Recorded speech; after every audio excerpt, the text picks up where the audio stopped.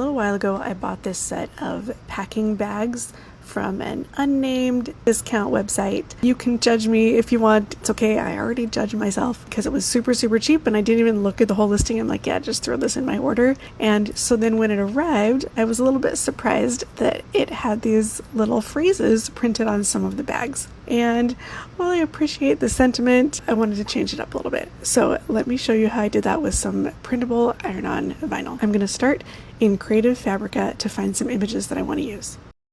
So you're just going to come up with whatever theme you want to use. I knew that I wanted to go with a travel theme, and I know pink is going to go good with the gray.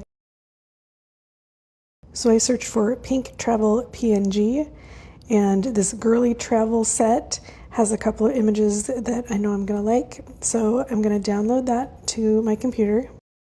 Another term you can use is also watercolor. There's a lot of cool watercolor designs on Creative Fabrica. So again, I found one with some travel designs that I like. I like this little stack of tickets with a passport book on top. So download those to your computer. Make sure you extract or unzip those folders so that you can access the individual ones. One tip that can be really helpful if you're pulling from a really large set of images like this is I'm going to come in here and I'm going to rename this particular image that I've chosen to passport. So then when I'm coming back in here to upload it into Cricut, I can just look for the one that I renamed passport. All right, so I found it right here. I'm going to upload it. It is a large image, so it could take a minute. If you're having trouble getting this to load into Design Space, you can open it in another program first and shrink it down so it's not as big, and then save it and upload. So since it's a PNG, it's going to come in already with a transparent background, but I have a few little objects that are not connected and I don't want to bother doing a print and cut on those. So I'm going to use the eraser tool here in Design Space. And if you click over here and toggle on this preview single layer, you can really get a good sense of where things are not attached. So over here on the side, I'm going to click erase, and I'm going to come in with the cursor and remove these extra little bits. Some of these little images are like just little pen caps or other things that just might be on a table, and I just want the main image. This will cut down on the process time of cutting the image because it's not going to also try to cut out all these little extra pieces.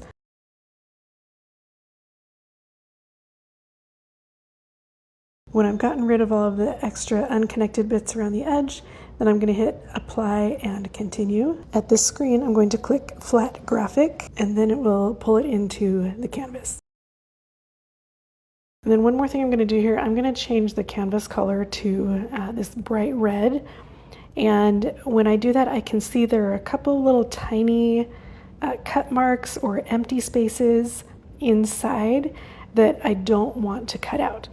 And so I'm going to click on the image, click on offset, and create an offset at 0.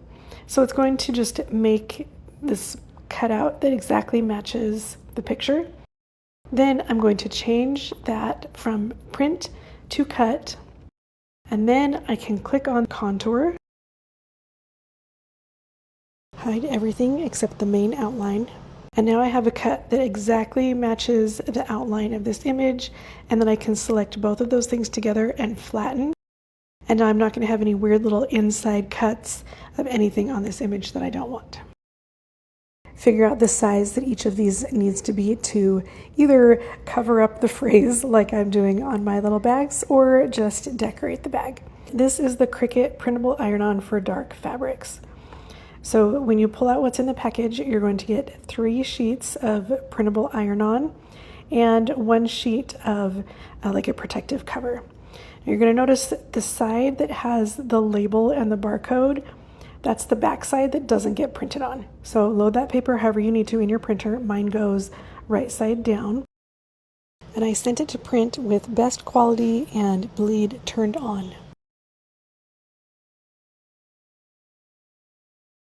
And then once I position it on the mat, just to make sure that I don't smear any ink, I'm going to press it down with this brayer roller.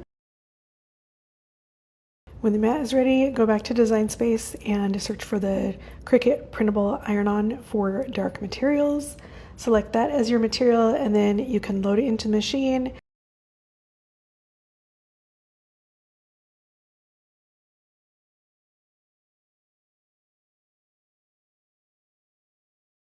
Just to make it a little bit easier to work with, I use scissors to cut around each of the iron-on cutouts, and then used a weeding hook to just peel away the extra from the outside. It peels away really easily. It's a little bit like window cling. And I found that it worked best to kind of peel the plastic backside away from the printout. But I did notice, just like window cling, like when you set that back down on the plastic sheet, it's just going to stick again. So just peel it away from the plastic backing when you're ready to use it. So you can see here's one of my little travel bags. It says secret pouch. So I'm going to cover that up with the pink suitcase. These bags are nylon, so I'm going to do a preheat at 315 degrees for just a few seconds, and then I'll place the suitcase down so it covers up the frays. I'll lay that protective paper down on top, and then I'm going to press for 30 seconds, also at 315. If you're pressing on a different fabric, just check the heat guide website, and you can enter all your information and it'll tell you how hot and how long to press. One thing you want to make sure to do is take this paper layer off while it's still warm. If it cools, then it'll want to stick to the image, so you'll need to warm it up again to get it to come off. Then finally there was this remaining little squiggle line design, and so I just made another little phrase to put on there and cover it up. So then I repeated this process for every bag that had something I wanted to cover up. I put a link for the Cricut Printable Iron-on in the description if you want to go get some of that for yourself. And then here's my final collection of all my new cute travel bags. Leave a comment to tell me what you think, and if you have any questions, give this video a thumbs up if you learned something new, and I will see you next time. Bye!